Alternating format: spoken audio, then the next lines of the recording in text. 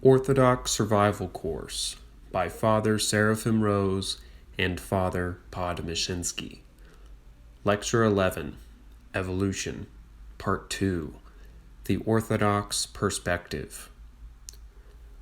Now we must look to see what orthodoxy says about the questions which evolution talks about, where they touch upon philosophy and theology. According to the theory of evolution, man is coming up from savagery, and that is why, General Zoology, page 765, illustrations, show in books the Cro-Magnon man, Neanderthal man, obviously very savage, ready to beat someone over the head and take his meat. This is obviously someone's imagination. It is not based upon the shape of the fossils or anything else. If you believe that man came up from savagery, then you'll interpret all past history in those terms. But according to orthodoxy, man fell from paradise. In evolutionary philosophy, there is no room for a supernatural state of Adam, and those who want to keep both Christianity and evolutionism are forced to stick some kind of artificial paradise onto an ape-like creature. These are obviously two different kinds of systems which can't be mixed. What finally begins to happen is that the people who begin to do this, as many Catholics have done in recent decades, they see that they got mixed up, and therefore they accept that evolution must be right and Christianity a myth, that the fall of man is only some kind of cosmic immaturity, that the ape-like creatures, when they became man, they became some kind of naive human creature and involved in some kind of guilt complex at the same time. Besides, there was not just one pair but many, which is called polygenism, that man came from many different pairs. Once you give into the idea that we will inspect it rationally, on the basis of our rational naturalistic philosophy of the modern philosophers, then Christianity has to be put away someplace, or made insufficient, replete with unexamined presuppositions or examined presuppositions. Anyway, it is a realm of very relative truths, and in the teaching of the Holy Fathers we have truths which are revealed and truths which are given to us by God-inspired men. So we'll look at a few of these things which Holy Fathers say. There is a great deal of material about evolution, although you wouldn't think so. But if you think through what evolution is philosophically and theologically, and then look up those questions in the Holy Fathers, there is a great deal of information to be found in those writings. But we can't go into much of it right now. Let us just have a few points to see if we can characterize evolution according to patristic teaching. First, we should make a note that the idea of creation is something which is quite different from the world we see today. It's a whole different principle. And therefore, when we read in a modern Christian evolutionist, in fact, here's a noted conservative Greek theologian, Panagiotis Trempelas, who is supposed to be a scholastic, but anyway, he's a conservative. He says that it appears more glorious and divine-like and in more harmony with the regular methods of God, which we daily see expressed in nature to have created the various forms by evolutionary methods, himself remaining the first and supreme creative cause of the secondary and mediate causes to which are owed the development of the variety of species. We will note here that oftentimes theologians are quite behind the times, and in order to apologize for the scientific dogma, they often come up with things which the scientists have already left behind, because the scientists are reading the literature, And the theologians often are scared that they're going to be old-fashioned or say something which is not in accordance with scientific opinion. So often, a theologian can quite unconsciously fall for an evolutionary idea by not thinking the whole thing through, by not having a thoroughgoing philosophy, and not being aware of scientific evidence and scientific questions. But this very idea that he sets forth, that creation is supposed to be in accordance with the methods which God uses all the time, is certainly nothing patristic about it, because creation is when the world came into being. And every kind of Holy Father who writes about this will tell you that those first 6 days of creation were quite different from anything else that ever happened in the history of the world. And even Augustine, who says that this whole thing is a mystery, he says we can't really even talk about it because it's so different from our own experience. It's beyond us. And in the same way, we simply cannot project present-day laws of nature back into the past and come up with the creation. Creation is something different. It's the beginning of all this, and not the way it is now. Some rather naive theologians try to say that the 6 days of creation can be infinitely long periods.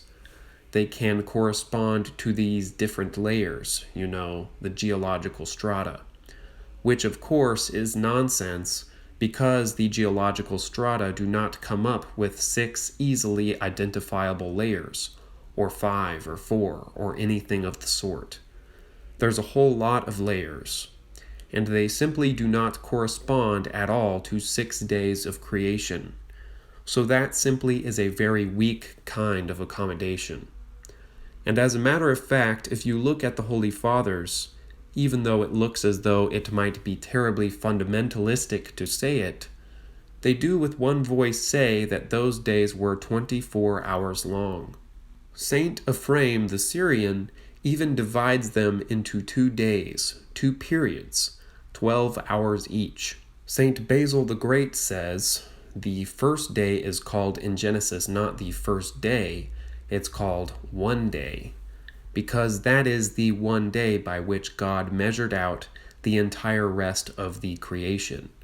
That is, this first day which he says was 24 hours long is exactly the same day which is repeated in the rest of creation.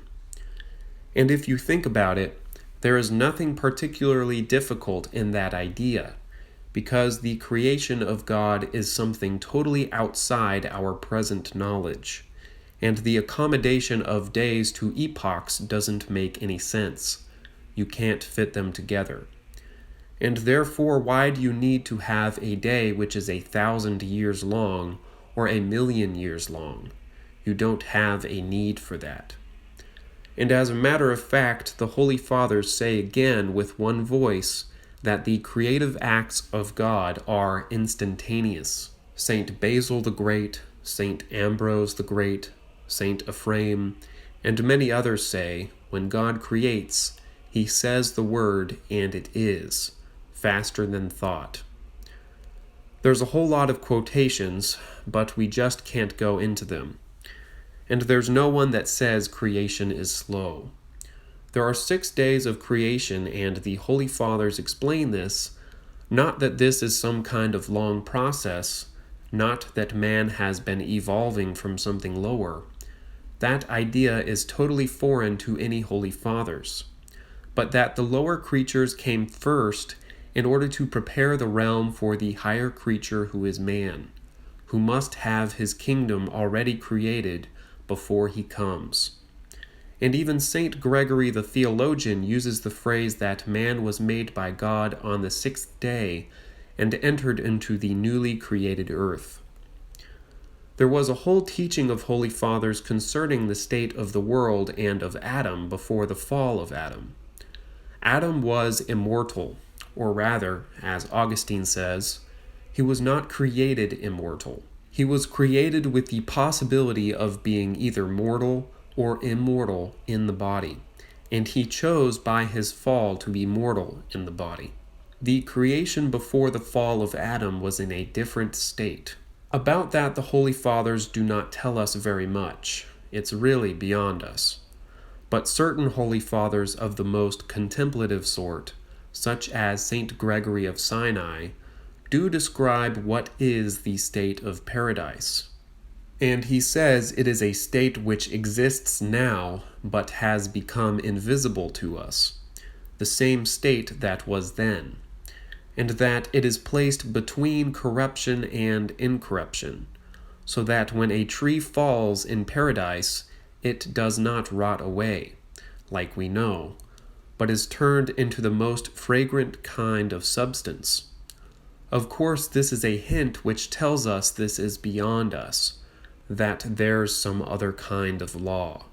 We know people who have been to paradise, like Saint Euphrosinos, who went to paradise and brought back 3 apples. Remember that story? Saint Euphrosinos, the cook. He's in our kitchen, the patron of cooks. And these 3 apples were kept for a little while. They divided them up and ate them. And they were very sweet. They ate them like holy bread, which means there's something to do with matter, and yet there's something different from matter. Of course, people now are speculating about matter, antimatter. What is the source of, root of matter? They don't know anymore. And so why should we be surprised if there's some other different kind of matter? We know also that there's going to be a different body, a spiritual body. Our resurrected body will be a different kind of matter than the one we know of now. St. Gregory the Sinite says, "It will be like our present body, but without moisture and without heaviness." And what that is, we don't know, because unless you've seen an angel, you haven't had experience of that. You don't. Our own bodies are filled with precisely this heaviness. So we do not have to make any kind of speculation about exactly what kind of matter this is, because that's going to be revealed to us when we need to know it in the next life.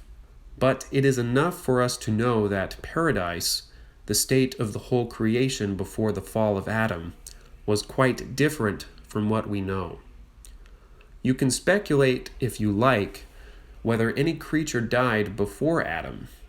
Adam brought death into the world, so it's very likely that no creature ever died before Adam fell. But the Holy Fathers don't talk about particular points like that, or very little. So it's not for us to speculate. All we know is that world was quite different, and the law of nature we know now is the law of nature which God gave when Adam fell. That is, when he said, "Cursed be the earth for thy sake," Genesis 3:17, and "In pain thou shalt bring forth children," Genesis 3:16. Before the fall, Eve was a virgin, and God made male and female, knowing man would fall and would need this means of reproducing. But there is an element of great mystery in the state of creation before the fall of Adam, which we don't need to pry into because we are not interested in the how of creation. We know that there was a creation of 6 days, and the Holy Fathers say 24-hour days. There's nothing surprising about that the acts were instantaneous. God wills, and it's done. He speaks, and it's done. That is, since we believe in God who's almighty, there is no problem whatsoever. But how it looked, how many different species of creatures there were, whether there were all the different kinds of cats we see, or whether there were 5 basic types, or only families, or only genera. We have no idea, and it's not important for us to know. To add to the theory of evolution the idea of God, as some Christian evolutionists do, gives no help at all. Or rather, it gives only one help, That is, it gets you out of this problem of finding out where everything came from in the first place. Instead of a great kind of tapioca bowl of cosmic jelly or something, you have God. Well, that's more clear. It's a straight idea. If you have the tapioca jelly in space someplace, it's very mystical and difficult to understand. If you're a materialist, it makes sense to you, but that's purely on the basis of your prejudices. But apart from that, given the beginning, God does not help the theory of evolution at all, because the difficulties in the theory are still there, no matter whether God is behind it or not. So there's no particular help from the idea of adding God to the idea of evolution. Another difference between this, the modern philosophy of evolution and Orthodox teaching, is not only the past of man, but the future of mankind. If the creation is one great filament which evolves and is transmuted into new species, then we have one kind of philosophy of the future, which we'll discuss shortly, about the evolution of Superman. If the creation is one great hierarchy of being, then we can expect something different. We do not have to expect some kind of changes, some kind of rising up from the lower to the higher. Concerning the transmutability of species, or kinds, according to the word used in Genesis, because species is a very arbitrary concept, we don't have to take that as any kind of limit. The Holy Fathers have a quite definite teaching, and briefly we'll quote a few Holy Fathers about this. Saint Gregory of Nyssa, or rather, he quotes his sister Macrina on her deathbed. Remember this conversation we heard about when she was dying? She talks about this very question, when she's opposing the idea of the transmigration of souls, the pre-existence of souls which was taught by Origen. She says, or rather St. Gregory says through her, those who would have it that the soul migrates into natures divergent from each other seem to me to obliterate all natural distinctions, to blend and confuse together in every possible respect the rational, the irrational, the sentient, and the insensate. If, that is, all these are to pass into each other with no distinct natural order secluding them from mutual transition, to say that one and the same soul on account of a particular environment of body is at one time a rational and intellectual soul, and that then it is caverned along with the reptiles, or herds with the birds, or is a beast of burden, or a carnivorous one, or swims in the deep, or even drops down to an insensate thing, so as to strike out roots and become a complete tree, producing buds on branches, and from those buds a flower or a thorn or a fruit edible or noxious. To say this is nothing short of making all things the same, and believing that one single nature runs through all beings, that there is a connection between them which blends and confuses hopelessly all the marks by which one could be distinguished from another. Well, that shows very clearly the Holy Fathers believed in one whole hierarchy of beings. It is not, as Erasmus Darwin wanted to have it, one single filament which runs through all beings. There are distinct natures.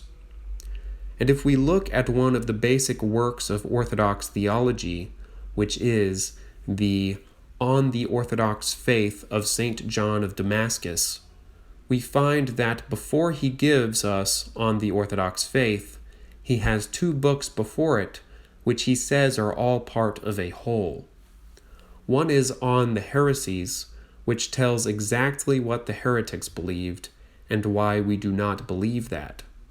And the first part of this great work, which is one of the standard books of Orthodox theology, it's called On Philosophy.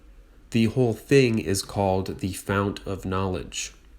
He begins with philosophical chapters in which he goes into such things as what is knowledge, what is philosophy, what is being, what is substance, what is accident, what is species, what is genus, what are differences, what are properties, predicates.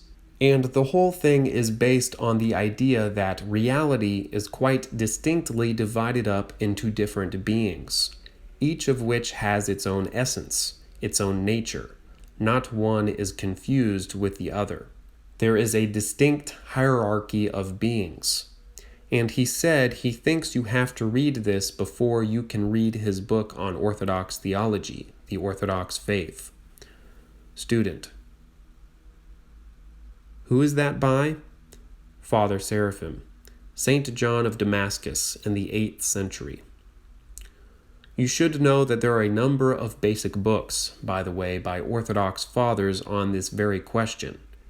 There's one book called Hexameron, that is, the 6 days, commentaries on the 6 days of Genesis. There's one by Saint Basil the Great in the East, one by Saint Ambrose the Great in the West, and other lesser ones. There are commentaries on the book of Genesis by Saint John Chrysostom, Saint Ephraim the Syrian, who also wrote treatises on Adam and Eve. And there are many writings on these subjects scattered in the writings of many other holy fathers. Saint John of Kronstadt also wrote a Hexameron about 6 days of creation.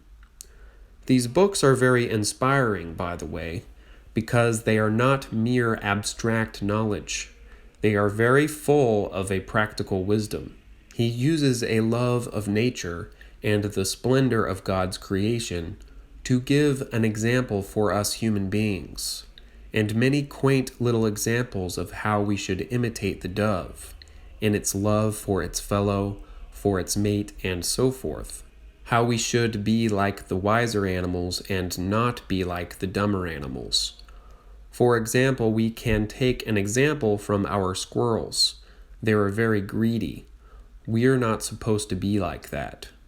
We're supposed to be gentle like the deer. We have all around us examples like that. We can see if there are 1 or 2 quotes from Saint Basil. For example, he says, "Let the earth bring forth."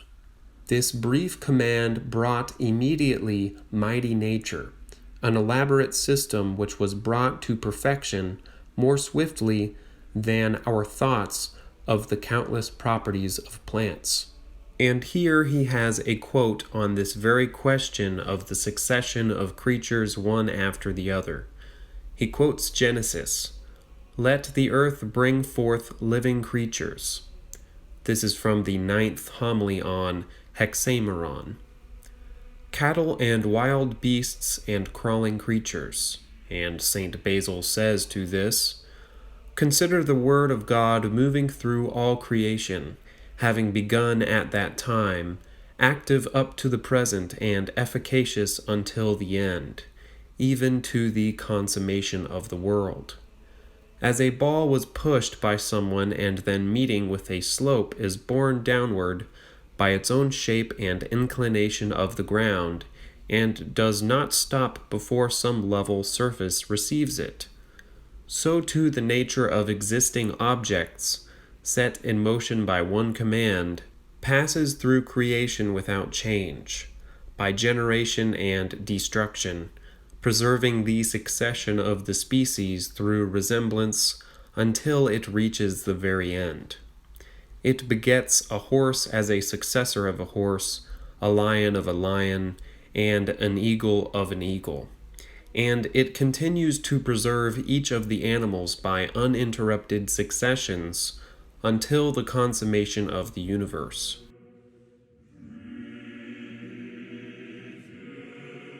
No length of time causes the specific characteristics of the animals to be corrupted or extinct, but, as if established just recently, nature, ever fresh, moves along with time. So that is a statement not of science but of philosophy. This is the way God created creatures. and each one has a certain seed, a certain nature, and transmits that to its offspring. When there is some kind of exception, then it's a monstrosity. It's an exception. And this does not invalidate the principle of the natures of things, each one of which is quite distinct from the other. If we do not understand the whole variety of God's creation, that's our fault, not God's. St. Ambrose has a number of quotations on the same line. His hexameron is very close to St. Basil's in spirit. And now we have another quote from St. Gregory of Nyssa, which shows a very interesting thing. That there was, in fact, a theory, something like evolution in ancient times, although, of course, not at all like the present theory. He is combating the idea of the pre-existence of souls. There's a second idea which is the opposite idea. St. John of Damascus, whose writings, his On the Orthodox Faith, sums up the theological writings of the earlier fathers. And he has one statement which says, "Let us not think like Origen and other blasphemers, that God created the soul and the body of man at different times. He created them simultaneously." But if we read the account of Genesis, it says rightly, "He made the body and breathed into it a living soul." And in fact, the Christian evolutionists said, "Aha, perfect. That means man was something first, and then he became human." Let us see what St. Gregory of Nyssa says about this. Some of those before our time who have dealt with the question of principles think it right to say that souls have a previous existence as a people and a society of their own. This is Origen's idea that the soul fell down into our world, and that among them also there are standards of vice and of virtue, and that the soul there, which abides in goodness, remains without experience of conjunction with the body. But if it does depart from its communion with good, it falls down to this lower life, and so comes to be in a body. Others, on the contrary, making the order of the making of man as stated by Moses, say that the soul is second to the body in order of time. Since God first took dust from the earth and formed man, and then animated the being thus formed by his breath. And by this argument they prove that the flesh is more noble than the soul, that which was previously formed than that which was afterwards infused into it. For they say that the soul was made for the body, that the thing formed might not be without breath and motion, and that everything that is made for something else is surely less precious than that for which it is made. As the gospel tells us that the soul is more than the meat and the body than raiment, because the latter things exist for the sake of the former. Surely this is very close, although it's in a different climate of ideas. Still, it's very close to the modern evolutionists' idea that matter indeed is the first thing and the soul is secondary. Now he goes on to discuss the second one, after getting rid of, after disposing of the idea of origin that the souls pre-exist. Nor again are we in our doctrine to begin by making up man like a clay figure, and to say that the soul came into being for the sake of this. For surely in that case the intellectual nature would be shown to be less precious than the clay figure. But as man is one, the being consisting of soul and body, we are to suppose that the beginning of his existence is one common to both parts, so that he should not be found to be antecedent and posterior to himself, if the bodily element were first in point of time, and the other were a latter addition. For we are to say that in the power of God's foreknowledge, according to the doctrine laid down earlier in our discourse, all the fullness of human nature had pre-existence. And to this the prophetic writing bears witness, which says that God knoweth all things before they be. And in the creation of individuals, not to place the one element before the other, neither the soul before the body, nor the contrary, that man may not be at strife against himself by being divided by the difference in point of time.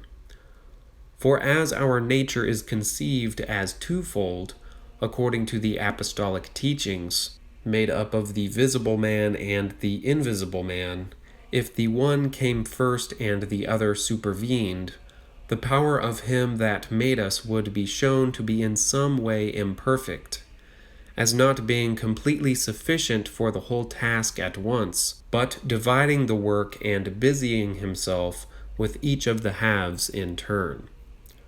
Of course, the whole reason for an idea of evolution is you do not believe that God is powerful enough to create the whole world by his word.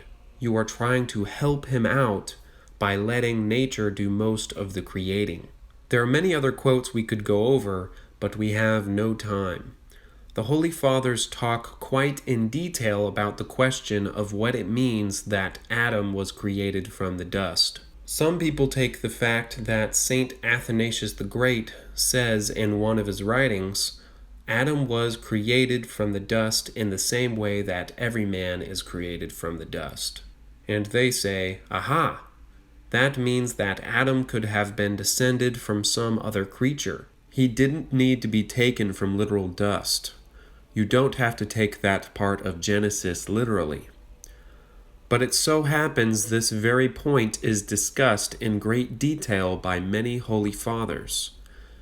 And they come up with many different ways of expressing it, and makes it absolutely clear that Adam and Cain are two different kinds of people.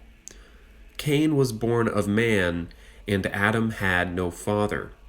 Adam was born of was created of the dust, directly by the hand of Christ. And many fathers taught the same. Cyril of Jerusalem, St. John Damascene, many of the Holy Fathers. So when we come to questions such as what is to be interpreted literally in Genesis, what is to be interpreted figuratively or allegorically, the Holy Fathers set forth for us very clearly. And St. John Chrysostom in his commentary even points out in certain passages exactly what is figurative, what is literal. And he says those who try to make it all allegory are trying to destroy our faith. St. Gregory the theologian, who was noted for being very elevated in his interpretations, says concerning the tree of knowledge of good and evil, I think this is a way of saying contemplation. Therefore, some people say, aha, it means he doesn't believe in paradise. He doesn't believe there was an actual tree. Of course, we are told that the tree is not a real tree. But 1,000 years after him, there was a great Orthodox theologian, St. Gregory Palamas, and he was confronted by Barlaam, the Latinizer. And Barlaam said that the uncreated light was not real divine light. Uncreated light was some created light. It is only symbolically called divine. And this St. Gregory applied to him. Do we believe because St. Gregory the theologian says the tree of knowledge of good and evil means contemplation? Do we believe that he meant to say that there was no tree? Of course not. There was a tree, and he believed it. In the same way, St. Maximus the Confessor said Moses is a symbol of contemplation, Elijah a symbol of something else. Does that mean that Moses and Elijah do not exist? And of course, in reading the Holy Fathers, we have to know both the fact that one father comments on the other, and that it is not such an easy thing to find what is literal and what is not literal. One has to read much and get the whole context in which they are speaking in order to see exactly how one is to interpret them. And of course, for the most part, the things of the book of Genesis are in two levels. That is, there are literal truths, and there are also, many times for our spiritual benefit, some kind of spiritual truths. In fact, there are whole systems of 3 or 4 levels of meaning, but it is sufficient for us that there are many deeper meanings in the Scriptures.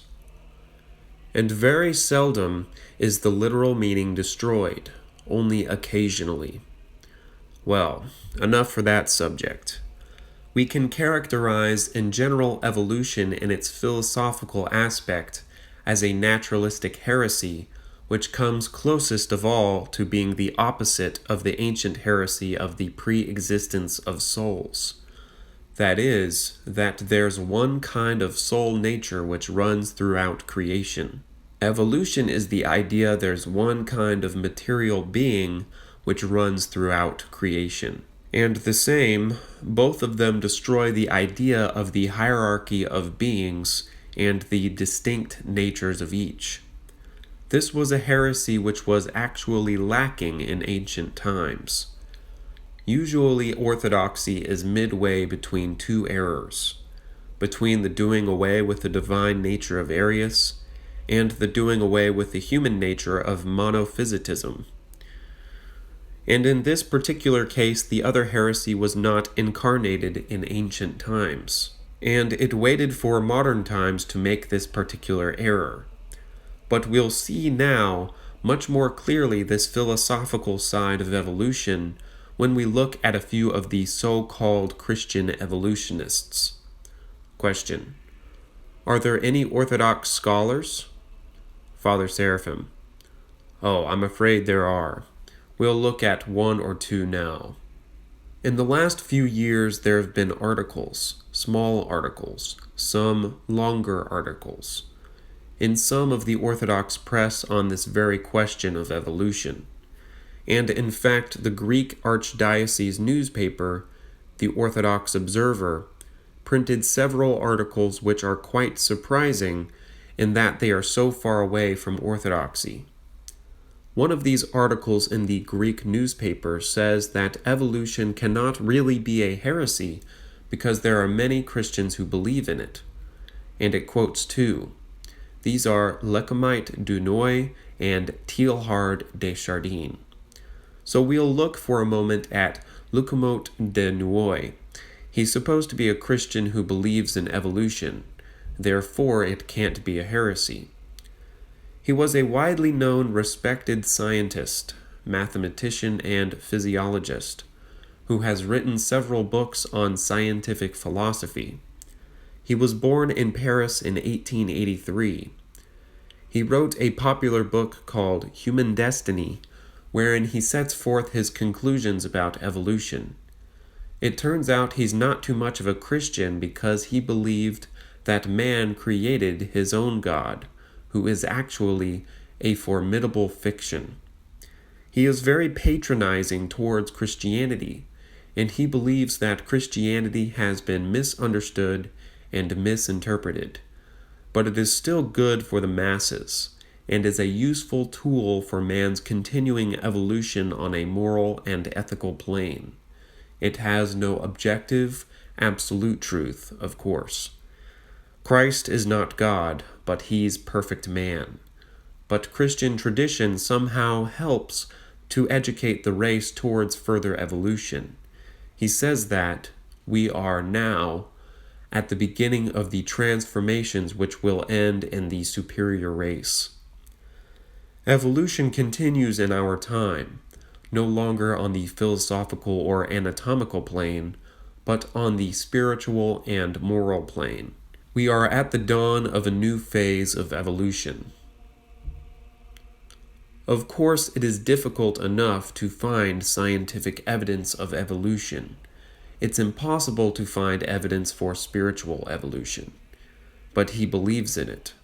He says, our conclusions are identical with those expressed in the 2nd chapter of Genesis, provided that this chapter is interpreted in a new way and considered as the highly symbolical expression of a truth which is intuitively perceived by its redactor or by the sages who communicated it to him.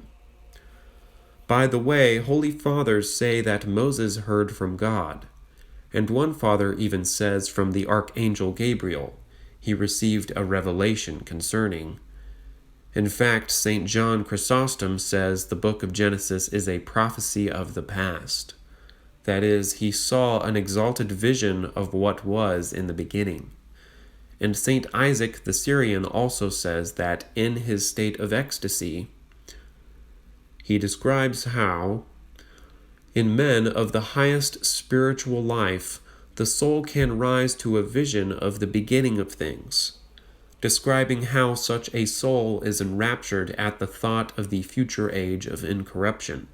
St. Isaac writes, "And from this one is already exalted in his mind to that which preceded the composition, making, of the world, when there was no creature, nor heaven, nor earth, nor angels, nothing of that which was brought into being, and to how God, solely by his good will, suddenly brought everything from non-being into being, and everything stood before him in perfection, into revelation, to vision when a holy man is in a very, ascends to a vision of God." Monsieur Lecomte de Nouy continues, "Let us try to analyze the sacred text as though it were a highly symbolical and cryptic description of scientific truths. It is, of course, extremely patronizing that this poor Moses tried his best to get a scientific picture of the way things were, and all he came up with is these sort of images." He explains, this Lecomte de Nouy, that the omnipotence of God is manifested by the fact that man, who is descended from the marine worms, is today capable of conceiving the future existence of a superior being and of wanting to be his ancestor. Christ brings us the proof that this is not an unrealizable dream, but an accessible ideal. That is, Christ is some kind of Superman, and this is somehow the ideal to which man is now evolving. For this man, we have a new criterion of good and evil, which is absolute with respect to man. Good is that which contributes to the course of ascending evolution. Evil is that which opposes evolution. The respect of human personality is based on the recognition of man's dignity as a worker for evolution, as a collaborator with God. The only goal of man should be the attainment of human dignity with all its implications. If you can call this man a Christian, it's very surprising. He goes on to describe the fact that there are thinking men in all religions, and therefore all religions have a unique inspiration, a spiritual kinship, an original identity. He says, "The unity of religions must be sought in that which is divine, namely, universal in man. No matter what our religion, we are all like people at the bottom of a valley who seek to climb a snowy peak that dominates the others. We all have our eyes fixed on the same goal. Unfortunately, we differ on what road to take. One day, provided they never stop ascending, they must all meet at the top of the mountain. The road to it matters little. Of course, the top of the mountain is not the salvation of the soul. It's not the kingdom of heaven. It's precisely this chiliastic new age. Well, that's one so-called Christian evolutionist. He's not very Christian. He's in fact a deist. There's a second Christian evolutionist. Well, we can make a few miscellaneous comments taken from this Greek newspaper also. In another issue of the Orthodox Observer, this Greek newspaper, Greek Orthodox official newspaper. There's a priest, in fact, a priest who lives in San Francisco, who once visited our bookshop, Father Anthony Costuros. There were two priests who came in. One had never heard of the Philokalia, and a second had never read it, but had someone recommend it to him as a good book. He has a question column, and he received a question. If Adam and Eve were the first human beings, where did their son Cain get his wife? Does our church shed any light on this question? Father Costuros replies, man's origin is too far back in history for any person or group to know how man began. What is Genesis for? Science is still groping for answers. The word Adam denotes earth. The word Eve denotes life. Generally, and only generally, our traditional theologians take the view that all of us stem from one male and one female. But there are others who feel that humankind appeared in clusters, a few here and a few there. Our church's traditional approach theorizes that mankind emanates from one couple. Costuros' insert.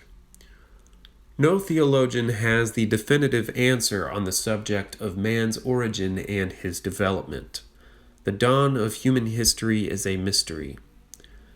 And later, in another answer to a similar question, he says, perhaps there are many Adams and Eves who appeared concurrently in different areas, and then met. How man was created and how man procreated initially is a mystery. Don't let anyone tell you otherwise. Our church gives you the opportunity to ponder the subjects you mention and come up with your own speculation about them. The answer to the question is very easy, because Adam and Eve had many children who are not mentioned in Genesis. This is only the basic outline of the story. And the second, the question was answered in a different column in the same newspaper by a different priest. And then they asked a further question. How is it that Cain could marry his own sister? Isn't this against the laws of the Orthodox Church? Of course, this is the beginning of time. This is in a different law. They're not living under the same law we have now. In those days, people lived to be 900 years old. Obviously, humanity was quite different from what we know it, even physically.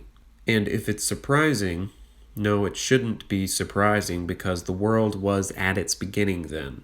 Well, we'll look for a few minutes at a few recent Catholic speculations on this question, because they ask these questions we've already looked at a little bit. But you can see what kind of answers they give. There's one theologian, Karl Rahner, Jesuit, who comes up with the theory of polygenesis, that is, that there were many Adams and Eves. He asks two questions. How is evolution compatible with the doctrine of Adam's preternatural gifts? He was immortal, and can we seriously think that the first man to evolve was capable of the first sin?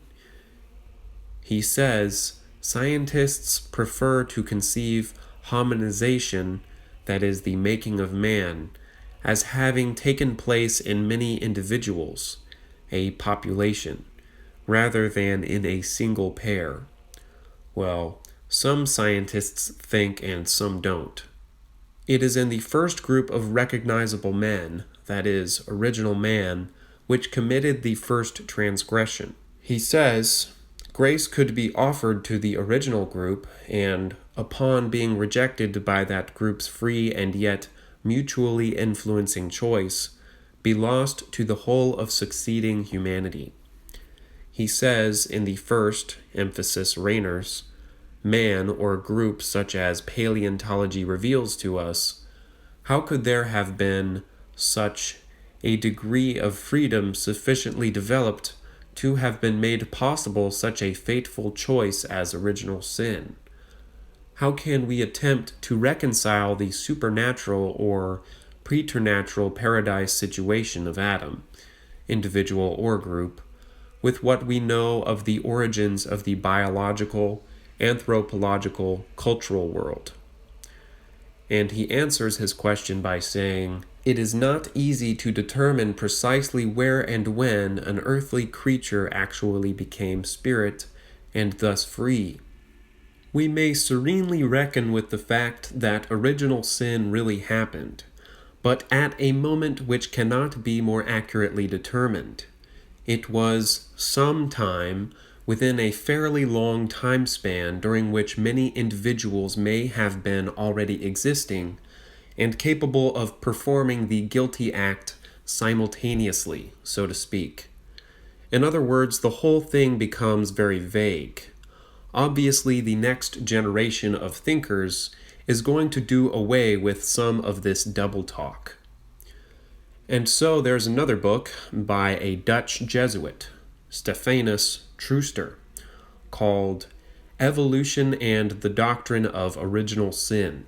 And he sets off, forthrightly, "Those who take the scientific doctrine of evolution seriously can no longer accept the traditional presentation. So we must find an interpretation that is relevant to our times.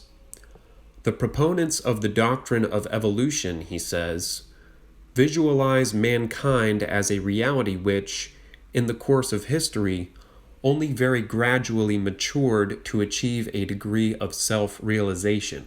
Its earliest emergence must be conceived of as fumbling transitional forms appearing next to extremely primitive levels of human existence. Such primitive intermediate forms of human life still must have been intimately fused with their prehistoric animal state. But in this evolutionary theory, there is no room for a paradisaical existence of this prehistoric man," emphasis in Christian evolutionism. "To place an extremely gifted and highly privileged spiritual man at the beginning of human life on earth appears in complete contradiction to modern scientific thought on this matter," which is of course true. Acceptance of the modern viewpoint, however, eliminates the possibility of accounting for the genesis of evil in the world on the basis of sin committed by the first man. After all, how could so primitive a human being have been in a position to refuse God's offer of salvation? How could such a primitive being have been capable of a breach of covenant with God? It turns out that he decides that the fall of man is nothing but what he calls cosmic immaturity. Adam actually is not one man, it's every man. And the book of Genesis is an idealized image of a world without sin, even though the author of Genesis knows quite well it does not correspond to reality. He does not mean to say that the original state of grace of Adam and Eve, in all its purity, was once upon a time an actual reality in the history of mankind. Of course, if you believe in evolution, it makes no sense to talk about paradise, and you are only fooling yourself trying to combine these two different forms of thinking. The Catholics in the past have had some problems about knowing when man began, if you accept evolution. And there are different theories depending on whether you think, I don't know what's allowed now, but in the old days you were not allowed to believe that man's soul could evolve from matter. You had to believe that the man was given a soul at a particular moment. At that moment he became man, and therefore he is no longer subject to all those laws of evolution. Obviously this is, sticking in one of these epicycles again to make the theory correspond to your own beliefs. Either you believe in evolution, in which case man is a very primitive creature which came from the beasts. It's a definite view. And the textbooks on evolution will tell you that man still has the savage inside of him, and all the pictures show him evolving from the monkey-like creature, or else you believe that man descended from a being who was greater than we are now, who was actually perfect man in his own way, was not subject to corruption. The Holy Fathers even tell us they did not go to the bathroom, did not have to eat in order to live. He had the tree of life. But it was not the same way we have now, to eat in order to live. In fact, St. Seraphim has a whole section on the state of Adam in his conversation with Motovilov, how he was not subject to being injured or hurt. In other words, he was quite invulnerable to the elements, could not be drowned or anything like that. It's interesting that even in the Middle Ages, Thomas Aquinas, they asked precisely questions like this for him to solve. What was the state? Did he go to the bathroom? How was it that he could not be harmed? And he has elaborate explanations. First of all, he does go to the bathroom because we cannot believe he would be of a different material than we are now. And second, that he was never harmed and could not be drowned, not because it was impossible, but because God arranged to take all the boulders out of his way, never to have the streams go too high. In other words, he arranged the world just correctly so that Adam walked very carefully and never happened to get hurt. But Orthodoxy believes, as we read in the very first chapter of Abba Dorotheus, he sets forth for us there the image of Adam, the first man, to give us an inspiration of what we have to strive back for. That is, our nature is immortal. We are meant to live eternally in the body, and that's the way it was in the beginning. And only after falling did we lose that nature and that blessed state in which Adam was beholding God. And according to Orthodoxy, the state of man in paradise is his nature. Our nature now is changed. Then we were immortal. Now we have been changed into a mortal being, that is, mortal in the body. And the Catholics teach, on the contrary, that the state of man in paradise was a supernatural state, that man actually is just like we know him today, but God gave him a special state of grace, and when he fell, he simply fell away from that extra grace which had been added to him, and therefore his nature was not changed. He was the same man, mortal man, but he was given some kind of extra gift in the beginning. But according to Orthodoxy, our very nature was ruined, was changed. Father H. And that's the whole crux of the matter. Father S. Christ is the new Adam, and in him we are restored to our old nature. Some fathers like St. Simeon, the new theologian, thought it, discussed the question of why, then, did we not immediately become immortal when Christ died and was resurrected? And he says that we would not have to be forced, like he did not come down from the cross, that we still must achieve our own salvation. And the creation is waiting for us to achieve our salvation, when it too will rise up to the state it was before the fall, in fact, even to a higher state. All that is filled with mysteries. It's beyond us, but still we know enough of it from the Holy Fathers. In fact, St. Simeon the new theologian has a long quote on the subject, what the state of man was before the fall, and the whole of creation was, he says, incorrupt and immortal, just like man, and only after the fall did the creatures begin to die. And when the new world comes, the heaven and the earth, man, the meek, will inherit the earth. He said, "What earth is that?" It is this earth you see right here, only it will be burned up and restored, so that all the creatures now will be immortal. And that is what the whole of creation is striving for, what the creatures are groaning after.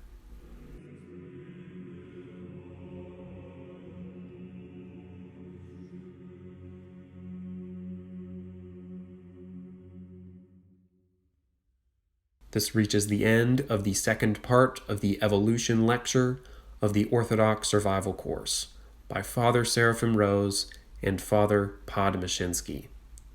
Be sure to like, share, and subscribe, and click the notification bell to be notified of any new posts. And you can check out my Patreon as well as my social media in the description. Thank you, and God bless.